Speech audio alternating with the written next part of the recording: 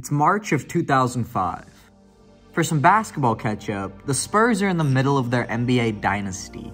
The Lakers are in between championships, and Steve Nash just took home his first of back-to-back MVPs. And for some real-world catch-up, this is the #1 song in the US.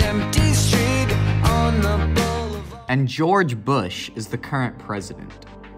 But we're not in America right now. A little to the north, in Canada's biggest city, the Scotiabank Arena is bustling. It's a cold, rainy day in Toronto, but that doesn't stop Raptors fans from piling in to see some basketball. Over 17,000 of them to be precise. But what they never could have known is that they were about to witness the beginning of a new reign, a new era over not just Toronto, but the entire country that the Raptors represent. A dark age of basketball in Canada, brought upon by one righteous, ruthless king. What would happen tonight would be the birth of Lebronto. So I forgot to mention, alongside these grown men, this kid has also been taking NBA headlines. And tonight, his Cavaliers are getting ready to take on the Toronto Raptors. And the 20-year-old lit them the hell up.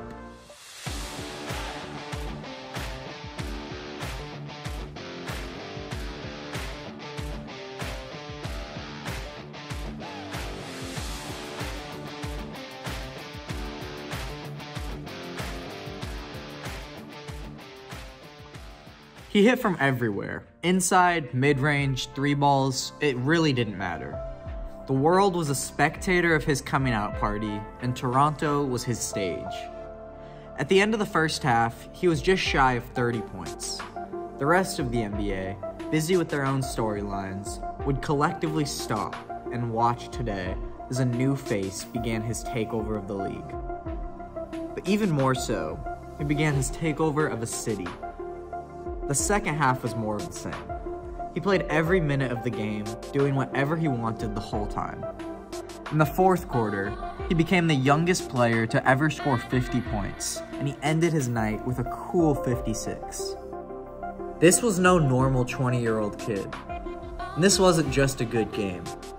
This was LeBron James, and it was his time.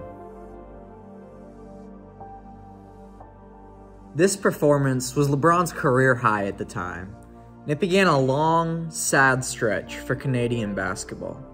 It took a whole 11 years, until 2016, for LeBron to finally meet Toronto in the playoffs. But before then, he spent his entire youth tormenting the Raptors. LeBron went an astounding 35-6 against Toronto throughout the decade, putting up an average of 32, 8, and 8 a game. He dominated Toronto, but he didn't own them. Not yet. In the 2016 playoffs, which featured some amazing series, the Toronto Raptors are often forgotten about. But this was a very good basketball team who won 2 Game 7s to get here.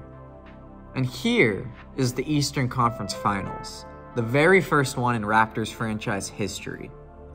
This team was literally breaking records for all of Canada. And LeBron James was here to destroy all of that. Coming on an impressive run of their own, the Cavs had yet to lose a game in these playoffs, pulling out the brooms in their first 2 series. The team looked excellent, and LeBron was playing some of the best basketball of his life.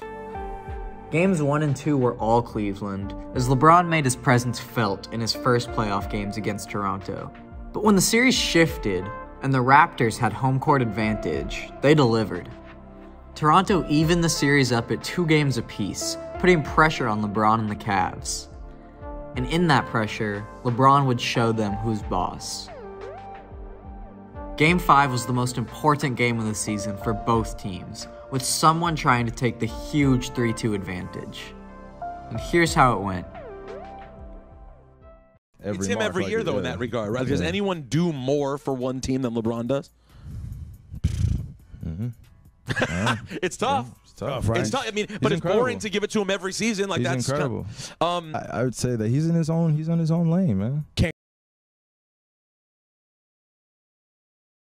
In the most important game of the year, Toronto's star duo was outscored by LeBron alone in the first half. And the game was never close.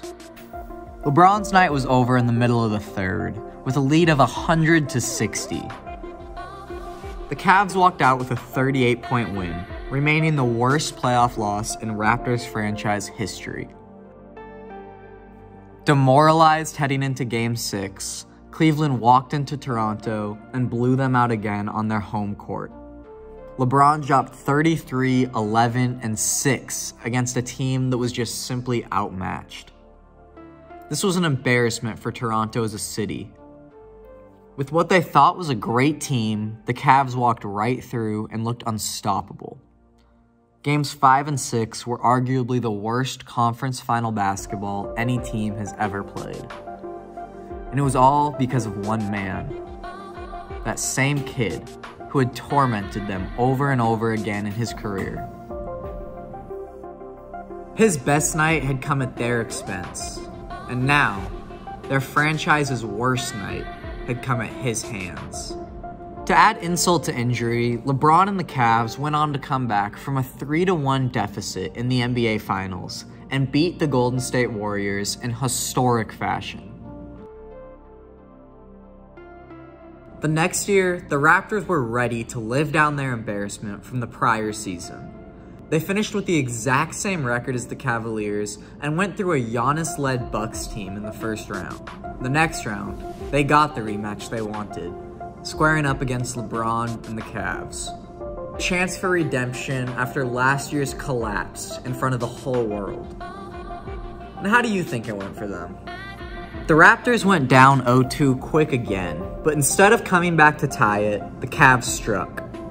On Toronto's home soil, the Cavs wiped them in back-to-back games. For the second year in a row, all of Canada had their NBA season destroyed at the hands of LeBron James. He went for 35 in games 3 and 4, and slowly, Lebronto began to form. Career highs, playoff heartbreak, and all-around destruction of the Toronto Raptors made this team practically owned by LeBron James. Last year was an embarrassment for Toronto as a city, but this time around, it was a disappointing failure for the whole country of Canada. They were resting in the shadow of LeBron James. The 2018 season was different from the start. This year, the Cavaliers were just not the same as they had been in years past. They lost key players and struggled in the regular season, slumping their way to the 4th seed. But that wasn't the only change. The Toronto Raptors were hot from the jump and never slowed down. Their well-balanced team dominated every night, and they earned a franchise record 59 wins. They were the 1 seed and had the most successful season in their team's history. They got through the first round easily and had their eyes set on huge things. And then they met LeBron. Once again, in the second round, the Cavs and Raptors met. And once again, LeBron showed Canada who runs things. The Cavs squeaked out a Game 1 win in front of a Raptors crowd. But in Game 2, LeBron dominated. Again playing in Canada, he erupted for 31 points in the first 3 quarters. And to send the TV broadcast to commercial after the third, ESPN's Mark Jones uttered this statement that would haunt Canadian basketball fans forever. Quarter of play, Cleveland outscored Toronto by 13. We'll be back to Lebronto for the 4th quarter after this. This was when the name became official, and instantly, everyone loved it. The Cavs won big again, and LeBron topped it off with 43, 14, and 8. The Cavs swept the Raptors again, ending their season for a 3rd year in a row. The game was really over before it started. The season was over before it started. It was all decided when the Raptors found out they were playing LeBron James. Because this is his team. This is his city. And when it comes to basketball, this is his country.